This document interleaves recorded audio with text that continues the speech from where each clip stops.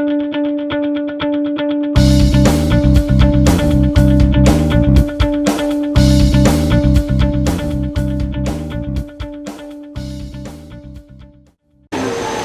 kan sebagai seorang warga negara Malaysia dan juga sebagai ahli parlimen ADUN dan ketua menteri sebuah negeri di Malaysia, bahawa beliau adalah bertanggungjawab untuk menjaga nama baik Malaysia, dan beliau lupa bahawa Penang itu adalah Malaysia dan juga Johor itu adalah Malaysia. Dan selaku ahli-ahli yang berhormat dan selaku ketua menteri, apa yang telah pun diluahkan oleh Lim Guan Eng itu adalah nampak sekali yang beliau tidak bertanggungjawab dan tidak mencintai negara kita Malaysia. Seumpamanya Lim Guan Eng itu, Penang dialah Penang, dan tidak ada sangkut paut dengan Malaysia. Dan inilah yang harus kita nitik beratkan, bahawa perbezaan di antara berpolitik dan dengan kepentingan negara. Setiap ahli yang berhormat, setiap wakil rakyat, masyarakat kita yang keutamaan kita yang adalah kepada negara kita.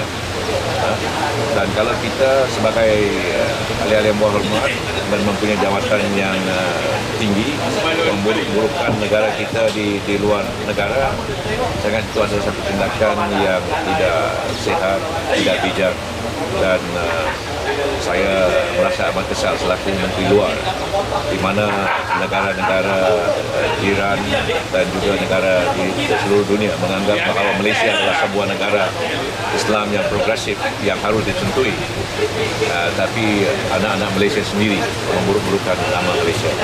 Tapi saya yakin bahawa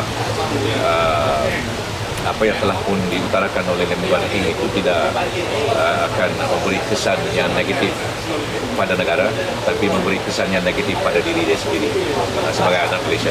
Saya baru menjawab soalan-soalan yang dikemukakan oleh beberapa ahli yang berhormat di Dewan Yang Mulia tentang soalan tentang apa yang berlaku di Somalia, dan saya telah pun menjelaskan kepada Dewan Yang Mulia pada pagi ini bahawa kita telah pun sebelum badan-badan bukan kerajaan untuk mengadakan misi-misi di luar negara.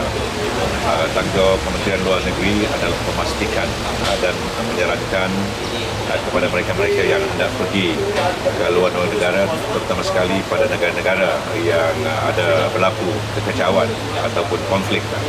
Kita telah meminta mereka supaya berhati-hati dan mengikut arahan-arahan yang telah diberi oleh Kementerian Luar Negeri dan juga negara yang ditujui. Dan sebelum mereka berangkat ke Somalia, satu pasukan peninjau yang telah pun kita hantar ke Somalia dan berjumpa dengan Presiden Somalia sementara, iaitu Sheikh Sharif Sheikh Ahmad.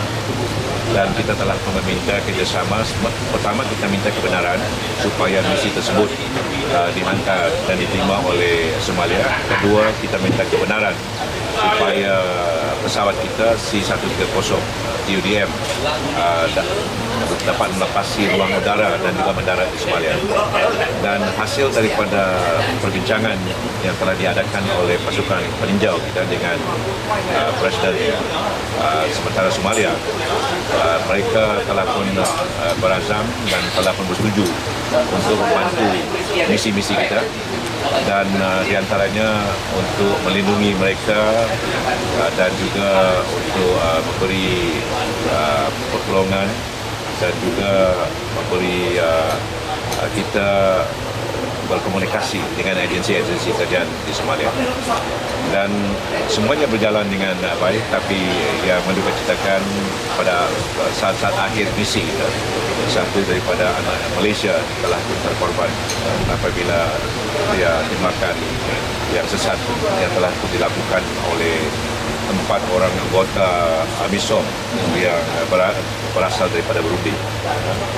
Dan pada ketika ini siasatan terperinci telah pun kita terima daripada Somalia, di mana empat tentera daripada Burundi ini adalah bertanggungjawab atas kematian yang Allahyarham Dr. Faizul.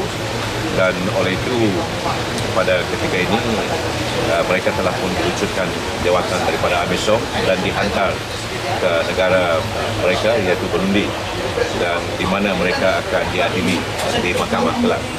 Jadi Kementerian Luar telah pun mengarahkan pada duta kita di Nairobi, Kenya, supaya mengawasi dan mengikuti perkembangan perbicaraan itu, dan kita juga akan meminta kerajaan Burundi dan juga Somalia supaya memberi kita maklumat tentang perbicaraan yang berlaku di sana, dan selepas itu kita akan mengambil tindakan yang sewajarnya. Dan ada juga kemungkinan kita sekiranya perlu kita akan menyediakan satu kertas putih apabila perbicaraan itu selesai, iaitu sekiranya ianya perlu. Jadi pampasan juga yang telah pun ditanya oleh Yang Berhormat telah pun saya terangkan, dan secara keseluruhannya keluarga Allahyarham akan menerima daripada bernama, daripada insurans, daripada pihak-pihak tertentu, terutama sekali daripada Kelab Putra 1 Malaysia, jumlah anggaran melebihi 300 lebih ringgit, dan tidak termasuk pada perbelanjaan anak-anak Allahyarham sebelum berusia 21 tahun. Itu yang telah saya jelaskan pada Dewan Mulia pada pagi ini.